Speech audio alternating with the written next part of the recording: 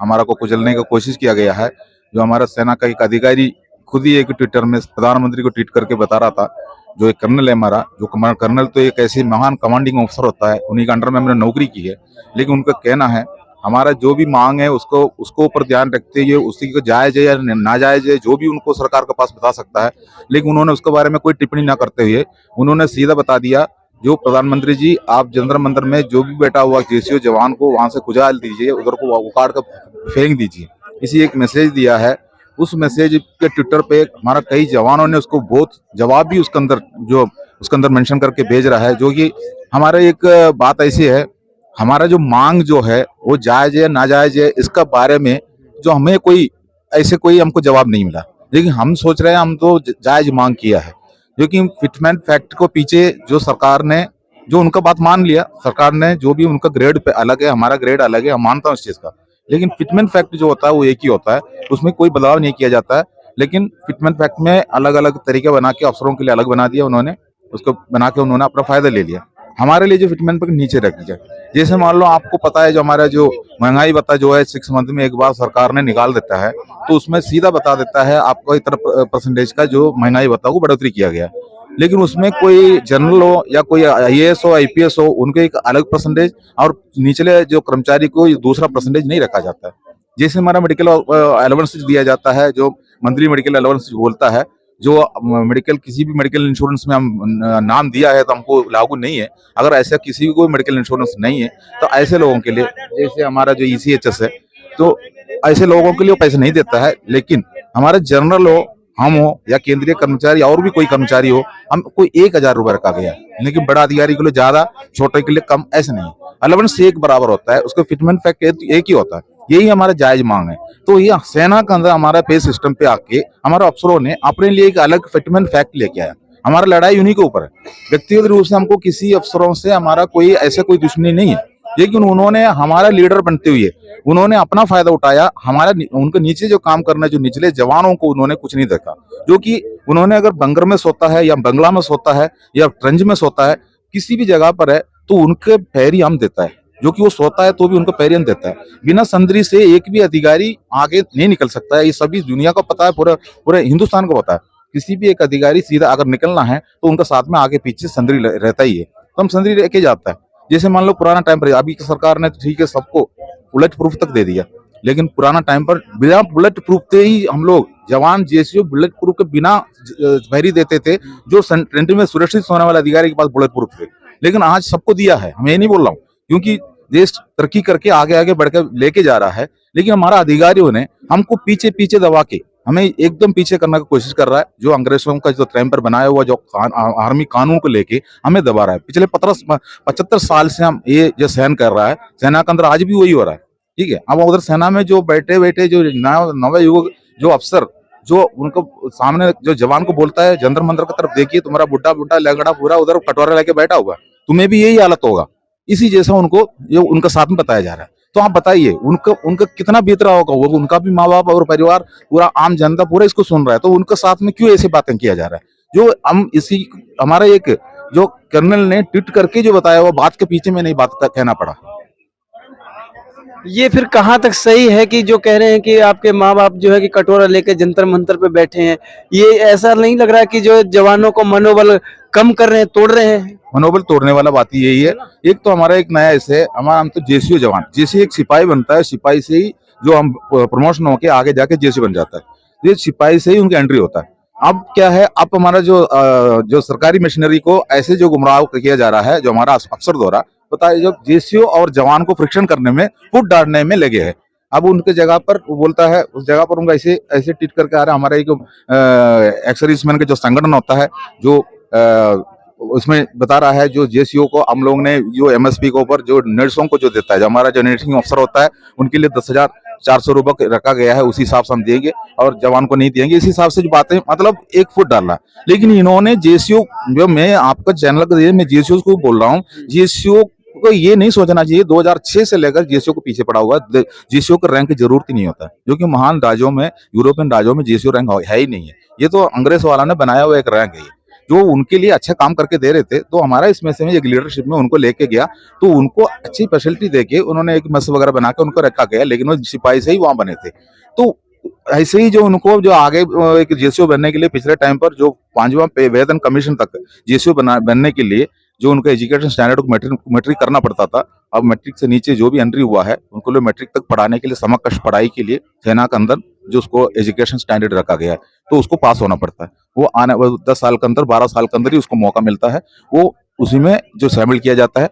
उसमें मान लो जो स्कूल स्टैंडर्ड में अगर मान लो पीछे से पढ़ाई नहीं किया है सेना के अंदर, उसको अगर पढ़ना है तो अफसरों के एक इशारे पर वो पास हो जाता है, लेकिन उनके पास वो नॉलेज नहीं रहता है, जो कि उनके पास सर्टिफिकेट बन गया, समकक्ष सर्टिफिकेट बन गया, वो जेसीओ भी बन गया, मदद किया है किसी अफसरों ने, उस मदद से करने की वजह से वो हमेशा गुलाम बन के ही रहता है, जो दूसरों को भी गुलाम बनाता है। इसी जैसे एक कहानी पहले से चल रहा था, जो 5वां वेतन आयोग तक ये चल रहा था, उसके बाद जो सेना के अंदर का जो एंट्री जो है वो 12 क्लास हो चुका था। 12 क्लास में जो अभी सेना में सभी जा रहा है, तो सेना अधिकारियों को भी पता चल गया है, अब सेना में जेसीओ बनाने के लिए हमारा कोई जरूरत नहीं पड़ रहा, हमारा कोई मदद की जरूरत ही नहीं। तो इसलिए अब उनको अभी एक ऐसा जैसा दे दिया, अभी हमने जंतर मंतर में बैठा हुआ है, तो हम आपको ऐसे करेंगे ऐसे करेंगे। हमारा कुछ जेसीओ जो पूर्विक जो पीछे बताया हुआ है इसी एजुकेशन स्टैंडर्ड में रहता है, उनका सोच यही है हमको कुछ देंगे अलग से, लेकिन इनका गलत सोच है, जो कि जेसीओ रैंक की जरूरत ही नहीं है सेना के अंदर अभी, जो कि अभी एसीपी रैंक आया हुआ है। एक सिपाही अगर 7 साल की नौकरी करेगा तो ऑटोमेटिक आगे वाला रैंक का बेनिफिट ले रहा है, उसके बाद वो फिर 14 साल में हो गया तो उसका आगे वाला रैंक दे रहा है। एसीपी ये 6th पे कमीशन में लाया हुआ है, लेकिन उनको ये नहीं पता उसके पीछे का जो सर्विस करके जो आया वो ये नहीं सोच रहा है, जो ऐसे रैंक यहाँ लेके आया हुआ फिर क्यों इसी रैंक को रखो।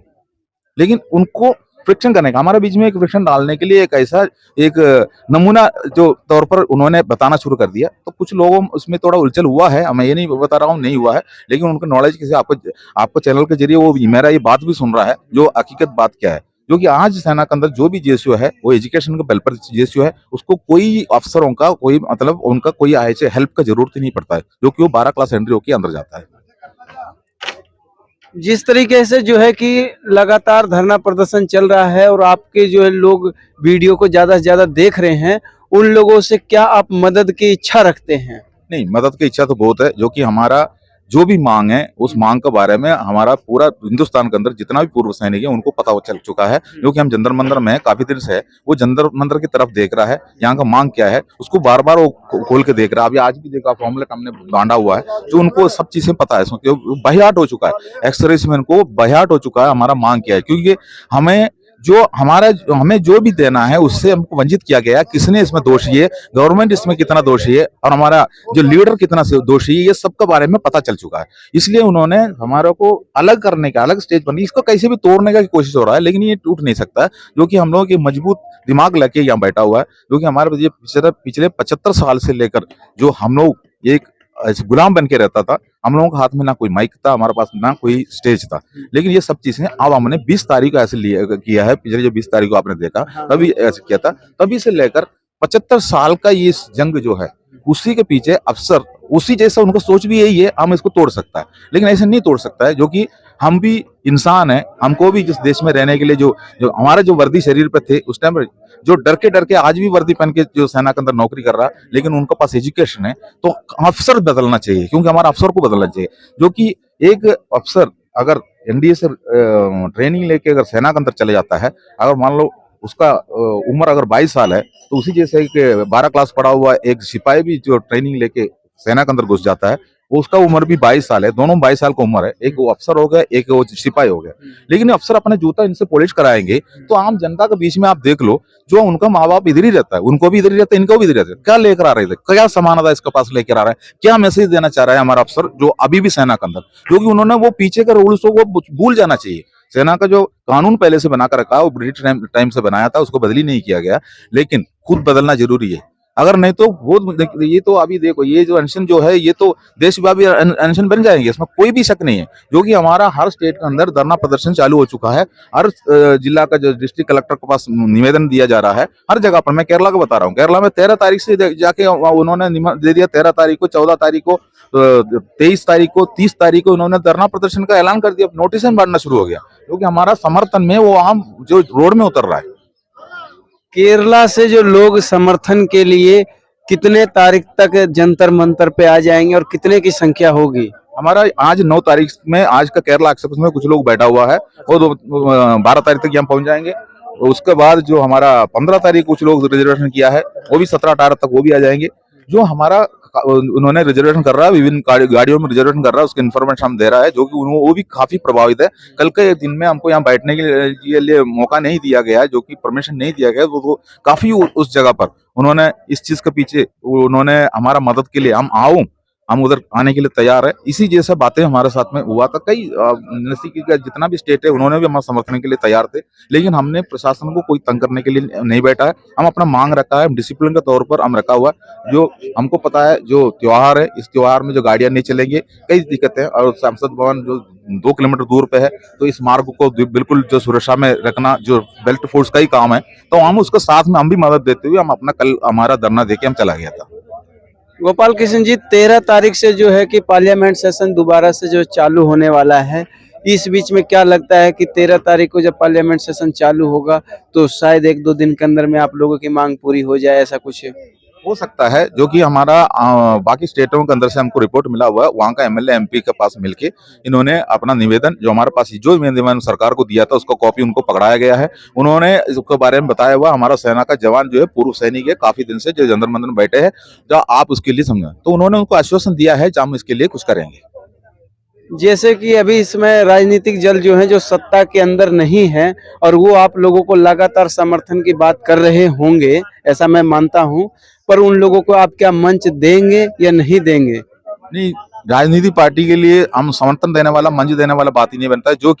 जो 75-75 साल से हमारा जो ओपी के जो केस जो है वो पिछले 40 साल से है, तो इस 40 साल में सभी को मौका मिल चुका है। इन्होंने सबने सत्ता में बैठा हुआ है, तो सभी की गलती है इसमें, विपक्ष का भी गलती है, सत्ता पक्ष का भी गलती है, ठीक है, लेकिन हमारा लीडर का भी गलती है इसमें, जो कि अगर वो एक पक्ष को दे रहा है तो दूसरों को नहीं दे रहा है। यही तो यहाँ का परेशानी है, यहाँ का परेशानी यही है। इस मशीनरी को, इस सिस्टम को सरकार ने बंद करना चाहिए। उसके लिए हमको किसी राजनेता का कोई ये लेने की जरूरत नहीं है, या राजनेता का कोई मतलब मदद लेके आगे जाने की कोई जरूरत नहीं है। ये सरकारी सिस्टम ने सोचना चाहिए था।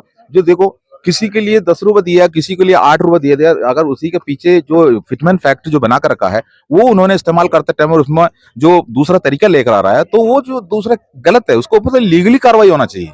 जो इस चीज को इम्प्लीमेंट नहीं करता है, लीगल कार्रवाई होता है उसको पीछे। लेकिन हम देखा आपने हमारा जो पूरा चार्ट है आपने देख लिया है, हमने क्लियर कट सभी को जो निवेदन में भी लिखा हुआ है, जो हमने गवर्नमेंट को दिया निवेदन में भी लिखा हुआ है, तो इसी जैसे फिटमैन फैक्ट के पीछे जो घोटाला करके मतलब अपना फायदा उठाने के लिए एक वर्ग अपना फायदा उठा के जा रहा है, दूसरे वर्ग के लिए मतलब फायदा से नीचे किया जा रहा है। मांग हमारे यही है। फिर दूसरी बात है, हम लोग सारे पूरा पैसे के पीछे ही नहीं बैठा है। ये नहीं सोचना चाहिए हमें पैसा चाहिए, ये नहीं है, ठीक है। लेकिन अगर सरकार के पास फंड का कमी है, अगर वो बोल रहा है, तो फिर आइए नीचे वाला लोगों के पीछे क्यों पड़ जाते हो? जो ऊपर वाला का पीछे भी तो करके देखिए, ठीक है। अगर मान लो अगर तेल का रेट बढ़ गया, मान लो पेट्रोल का रेट बढ़ गया, 1 लीटर का रेट में आज 10 रुपए बढ़ा दिया, तो हम कम जो वेतन पाने वाला भी पेट्रोल वही से डालना है, जो ऊपर वाला भी उसी में से डाल रहा है ना। तो ये डीए देते टाइम पर जो एक ही परसेंटेज में सभी को दे रहा है ना, तो गवर्नमेंट ऐसे भी तो करे, जो ज्यादा पेमेंट लेने वाला आदमी को तो कम से कम करके परसेंटेज लगा दे, दूसरा को परसेंटेज तो सही दे दे। ये क्यों नहीं करते हो? ऐसे विषय में क्यों नहीं सोचते हो? जो मतलब ऐसे नहीं है जो हम गुलाम बन के रहे, ये हमारा जो हमने जो कर रहा वही सही है। जो अफसरों को पहले से भी ये सोच है, अभी भी हमारा सेना का एक कर्नल होने से वो बहुत बड़ा कमांडिंग ऑफिसर है, हम उसको सैल्यूट कर रहा हूँ, ऐसी बात नहीं है। हम उनका छाती खोलकर उनका सामने नौकरी किया था। अगर हमारा कर्नल एक रेजिमेंट को कमांड करने वाले जो कर्नल, उनका जो उनका जो एनर्जी है उसी को हम जवान के पास आ जाता है, तभी तो हम आगे काम कर रहा है। हम ये नहीं बोल रहा हूँ वो रैंक के कोई गलती नहीं है, लेकिन उन्होंने अपने लिए फायदा उठाना, बाकी लोगों के लिए फायदा नहीं देना, ऐसे सोचने से फिर कैसे जो सेना आगे बढ़ेंगी।